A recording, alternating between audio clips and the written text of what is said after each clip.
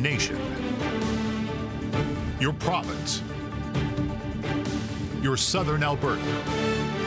From the heart of Lethbridge, it's Bridge City News with Hal Roberts. Thanks so much for joining us. What was supposed to be a celebration turned the July 4th holiday into a nightmare in Philadelphia. A mass shooting in the city of brotherly love has left 5 people dead. The shooter who used an assault-style rifle also wounded 2 other people. Police say the suspect was dressed in a ski mask and body armor and randomly opened fire on a neighborhood street. People aged 15 to 59 were hit by flying bullets.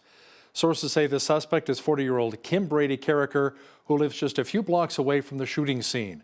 The state's district attorney says Carricker will be charged soon with multiple counts of murder. The Alberta government announced $175 million in funding to help communities devastated by the wildfires here in our province. Officials say wildfires in May and June burned more than 1.4 million hectares and resulted in 38,000 Albertans having to evacuate their homes. As part of the disaster recovery program, officials said local authorities affected by the wildfires can now apply for costs incurred responding to the blazes and repairing related damage. The community expenses eligible for financial assistance under this program include the covering of volunteer firefighter compensation, overtime costs for salaried firefighters and municipal staff, reception center costs, structural protection costs, any infrastructure that was damaged as part of the wildfire response, and response costs for Government of Alberta ministries working to manage the impacts of wildfire and protect communities. I want to be clear that the disaster recovery program does not cover costs of damage and loss from wildfire itself or costs incurred by forestry and parks in fighting the wildfires. Only costs incurred by responding to the wildfires and repairing related damage. The disaster recovery program in Alberta provides financial assistance for uninsurable loss and damage caused by emergencies and disasters. A letter has been sent to Public Safety Minister Mike Ellis on behalf of the Alberta Association of Police Governance. The group's aim is to support best practices in civilian governance and oversight of the police. The group held their annual general meeting and came away with 4 big resolutions.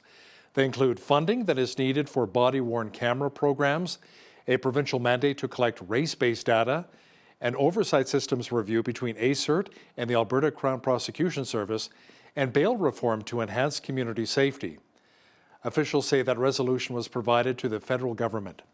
The group's chair, Ian Sanderson, says the resolutions were submitted to Minister Ellis and now they await his response.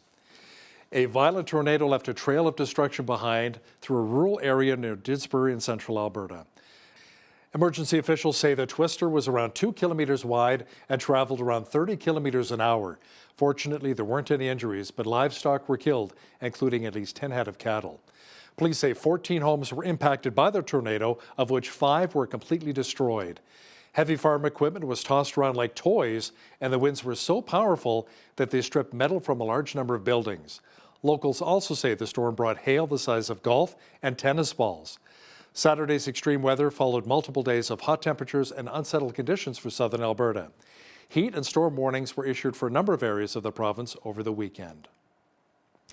A 19-year-old bull rider died following a weekend Indian Finals rodeo event which took place on the Stoney Nakoda First Nation west of Calgary.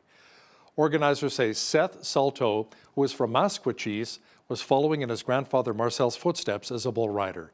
He qualified for the INFR main event in Las Vegas a few times and had his sights set on joining the professional bull rider circuit. Those dreams and aspirations sadly ended on Saturday and what proved to be his final ride. A new report by rentola.ca is shining a light on the safest cities in Canada. Barrie and Brantford, Ontario took the 2 top spots on the list. Near the bottom of the list was Winnipeg, Manitoba. Meanwhile, our own city of Lethbridge, Alberta came in at number 9. The data was collected using stats from the Crime, Violent Crime, and Nonviolent Crime Severity Index, along with the number of citizens per police officer and the crime-solving rate of each city. Staff with the organization told us that despite Lethbridge having some high crime, the majority of the offenses were nonviolent. You know, it's not every day that you get the opportunity to view an important piece of World War II history. The folks from the Commemorative Air Force Air Base, Arizona, made the trek up to Lethbridge to showcase a B-17 bomber that saw action during the war. A second B-25 aircraft will make its way to our city on Thursday, and there will be a chance for air enthusiasts to take a ride. BCN's Micah Quinn caught up with the staff from the group to chat about the B-17 bomber and the Flying Legends of Victory Tour. The B-17 bomber Sentimental Journey is ready to take flight this upcoming weekend. Michael Shepard, the ground operations coordinator with CAF Air Base Arizona, told us the aircraft was built in 1944. It was produced for the most part by ladies. Rosie the Riveter built this airplane as well as other airplane during that period of time. It has about 500,000 rivets that hold it together, and those were all put in one at a time by Rosie. There were 12,731 of these airplanes built, and this is one of about 3 in the world that are still flying. Shepard says the 40,000-pound bomber is 74 feet long with a wingspan of about 100 feet. But after it was produced, it was flown to the Pacific Theater. A little unusual for B-17s. Most of them ended up going to Europe. There wasn't much work there for a high-altitude, long-range bomber, which is what this is. However, it did have jobs to do. It did aerial photography, it did search and rescue, towed drones, did some other jobs. It had a crew of 10 young men. The average age of these young men was about 21 years old. After the Second World War was over, the bomber stayed in storage in Japan for 8 years. Following the war, it came back to North America, making its way to Chico, California. And it turned into a water bomber, so it put out forest fires. In 1977, one of our members purchased it and donated it to our organization, and we've had it ever since. We also took a quick tour of the inside of the B-17 bomber. It could be 40 to 50 degrees below zero inside of the cabin there. There is no insulation. In fact, in the back part of the airplane, there's not even seats to sit in. The guys had to sit on the floor. For more information on the event, you can visit the Air Base Arizona website. For Bridge City News, I'm Micah Quinn. Very cool bomber indeed. More than 7,000 BC port workers are on strike for a 4th day after labour talks stalled. The negotiations between the BC Maritime Employers Association and the International Longshore and Warehouse Union Canada continues.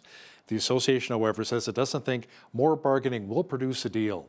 The union has accused the association of changing its position on a key issue at the last minute to, quote, muddy the waters. The HMCS Shawinigan and Summerside left the Halifax harbour on Tuesday to join NATO forces, which are mine hunting and disposal. Officials say the 4-month mission in the North Atlantic as part of Operation Reassurance. Even if NATO is not directly involved in what's happening in Ukraine with Russia, the fact that we are positioning the alliance to be ready to react if called upon is very important. I think that's what Canada brings to the equation, whether it be the current deployer that we have right now or the 2 going to a very specific mission today signifies or signals that commitment and showcases that continued presence in Europe in NATO territories. Tanya Barabash fled her home in Ukraine with her husband and 7-year-old son 4 months ago. They settled in the Ottawa area before Barabash found a job, a school for a child, and a home. She says the transition has not been easy, but is happy now to be living here in Canada. And it's my previous life because I had a good job, I had many friends, good communication, events, but now we start the new life. It's like new page, so it's all new for us. It's very, very hard because different culture, different languages, but we are trying. No, as for me, it's very interesting to know some new holidays, new celebrating, new national holidays because it's traditional, Canadian traditional, so we must know this. Now all my family here in Canada. Oh, okay. Yes. Do they live with you in Ottawa? Yes, together. Yes. Oh, great. And what has your experience been like living in Canada so far? Oh, it's an amazing experience because in Canada it's amazing people. They're very support Ukrainian people. They're very friendly. A Christian mayoral candidate for a London borough in England won a large payout after being fired by her employer for allegedly expressing her Christian beliefs on marriage. Supported by the Christian Legal Centre, Maureen Martin was let go by her housing association employer, L&Q, in May of 2022 for gross misconduct following 3 complaints of alleged hate speech. It's been an interesting journey since my employer, L&Q, dismissed me because I stood for Christian values, stating a very simple fact that marriage is between one man and one woman. And since then, the Christian Legal Centre have been amazing in supporting me in bringing a case against my former employer. And quite frankly, in my mind, I've come out better for it. Yes, it was sort of easy, me making the decision to take a stance against what my employer had done to me, because it goes without saying, as a very strong Christian, for me, it was, a no-brainer that I would push back and challenge that decision, because it's clear that the decision was attacking my Christianity. It was an attack against fundamental Christian values. So in that respect, the decision was quite easy. There's no option for me to say, oh, well, I'm just going to let this slide and apologise and just try and get back into their good graces. That was never an option. So thankfully, there are organisations like the Christian Legal Centre to help people like me and maybe those listening, that when you want to take a stand, you have to take a stand. The peace I've had inside during the whole situation has been amazing.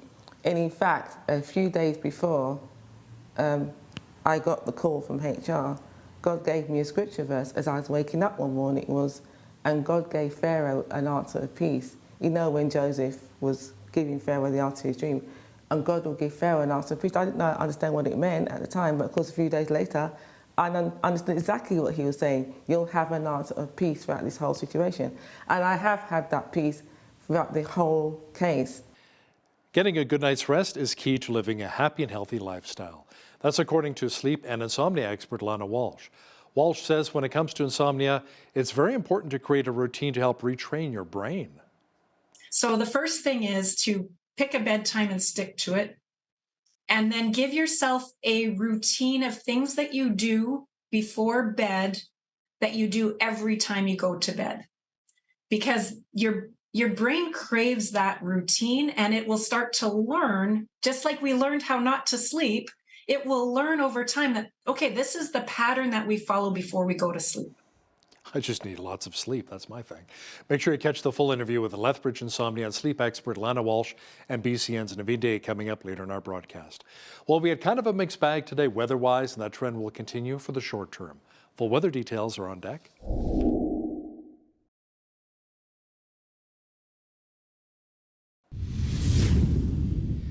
You know, some areas here in southwestern Alberta saw more light showers again today. Tonight, there's a risk of more rain developing with a low near 7 degrees.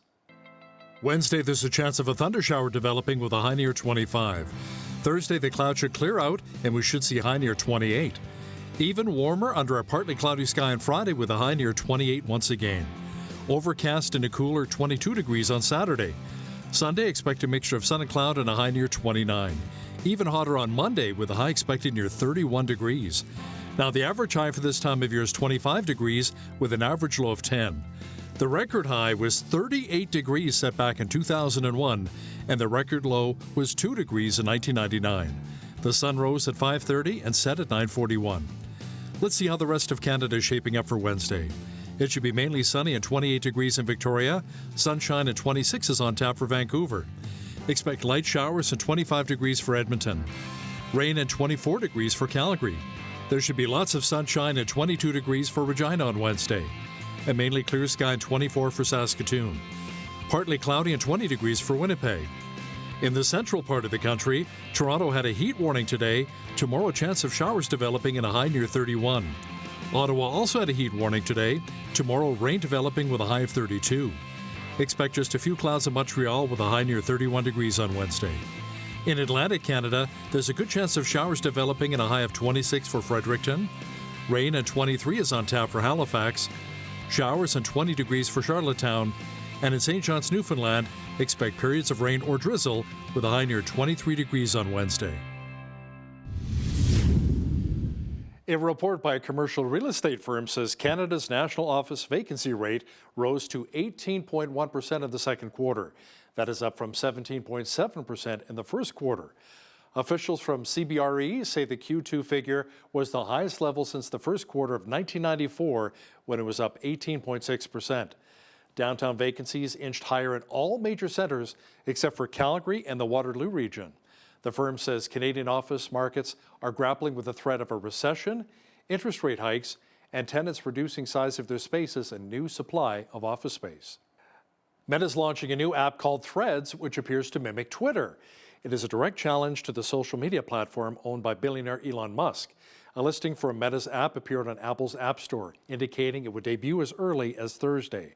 It is billed as a text-based conversation app that is linked to Instagram, and the listing teases a Twitter-like microblogging experience. Russia and Saudi Arabia are cutting oil production to try to prop up oil prices. It shows how the world's two largest oil producers are scrambling to boost income from fossil fuels, even as demand has weakened with the global economy. The Saudi Energy Ministry says it would extend its previously announced cut of 1 million barrels per day in July and August to support the stability and balance of oil markets. Russia, meanwhile, will cut an additional 500,000 barrels a day in August. As for the markets, they were closed today in the United States due to the Americans celebrating their Independence Day. But recapping one of our top stories, the Alberta government announced $175 million in funding to help communities devastated by the wildfires here in our province. Officials say wildfires in May and June burned more than 1.4 million hectares and resulted in 38,000 Albertans having to evacuate from their homes. As part of the disaster recovery program, officials said local authorities affected by the wildfires can now apply for costs incurred responding to the blazes and repairing related damage. There was a UCP candidate who had to pull out of the 2019 Alberta provincial election after she was wrongly accused of racist comments. Hear her story of how a political hit canceled Kaylin Ford in just a moment. Listen, if you see news happening in your community, be sure to drop us an email at info@bridgecitynews.ca. We'd love to hear from you. Here's today's Bridge City News community calendar. The Lethbridge Senior Citizens Organization is looking for volunteers to take part in their Drive Happiness program. This program is to help seniors in our community who are facing extreme loneliness due to lack of accessible transportation. Volunteers drive clients to their medical appointments, pick up groceries, and take them to important life activities. If you're interested in this opportunity and for more information, visit lethseniors.com/volunteer drivers. Lethbridge Legal Guidance is a non-profit society offering free legal advice to low-income Southern Albertans. It holds clinics on Tuesdays from 4 to 6 p.m. by appointment only. Some of the areas the society assists in include family, criminal, traffic, immigration, EI, and other issues. For more information, call 403-380-6338 or visit their website, lethbridgelegalguidance.ca. And that's today's Bridge City News community calendar.